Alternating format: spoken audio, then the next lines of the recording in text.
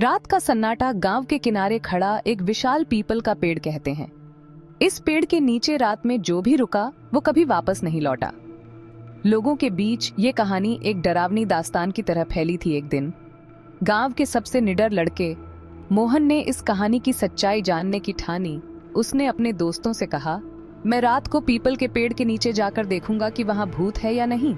उस रात पूरा गांव सोया हुआ था और मोहन चुपचाप पीपल के पेड़ के पास पहुंचा। जैसे ही वह पेड़ के पास पहुंचा, अचानक हवा में अजीब सी ठंडक महसूस हुई। पेड़ की शाखाएं धीरे धीरे हिलने लगीं, जैसे कोई अदृश्य शक्ति उन्हें हिला रही हो। मोहन ने एक दीपक जलाया ताकि वह सब कुछ साफ देख सके। तभी उसे पेड़ के ऊपर से किसी के रोने की आवाज सुनाई दी। उसकी आंखें ऊपर गईं और उसने देखा कि पेड़ की एक शाखा पर एक सफेद साड़ी पहने औरत बैठी हुई है। उसका चेहरा नहीं दिख रहा था, पर उसके खुले बाल हवा में लहर रहे थे।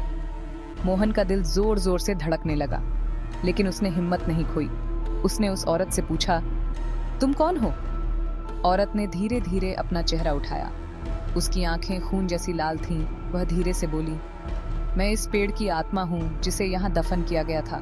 जो भी मेरे पेड़ के पास आता है वह मुझसे बच नहीं पाता। मोहन का शरीर कांपने लगा। वह पीछे हटने लगा, लेकिन उसकी आंखें उस औरत की आंखों में बंधी हुई थीं।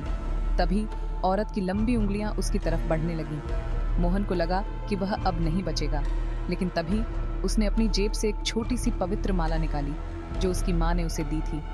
औरत की आंखें माला को देखकर जलने लगीं। उसने एक जोरदार चीख मारी और हवा में गायब हो गई। पेड़ के आसपास का माहौल फिर से सामान्य हो गया। मोहन ने तुरंत वहां से भागने की कोशिश की, लेकिन जब वह दौड़ा तो उसे महसूस हुआ कि उसके पैर जमीन से चिपक रहे हैं। वह जितना कोशिश करता उतना ही गहराई में धंसता चला गया। अगली सुबह गांव वालों ने मोहन को पीपल के पेड़ के पास नहीं पाया। वहां सिर्फ उसकी माला पड़ी हुई थी और पेड़ की जड़ों में फंसी उसकी चप्पलें। कभी कभी कुछ जगहें ऐसी होती हैं जहां इंसान को जाने का दुस्साहस नहीं करना चाहिए। वहां छुपी शक्तियां बेहद खतरनाक हो सकती हैं। हैशटैग्स #पीपल वाला भूत, #horror stories, #ghost stories, #bed time stories.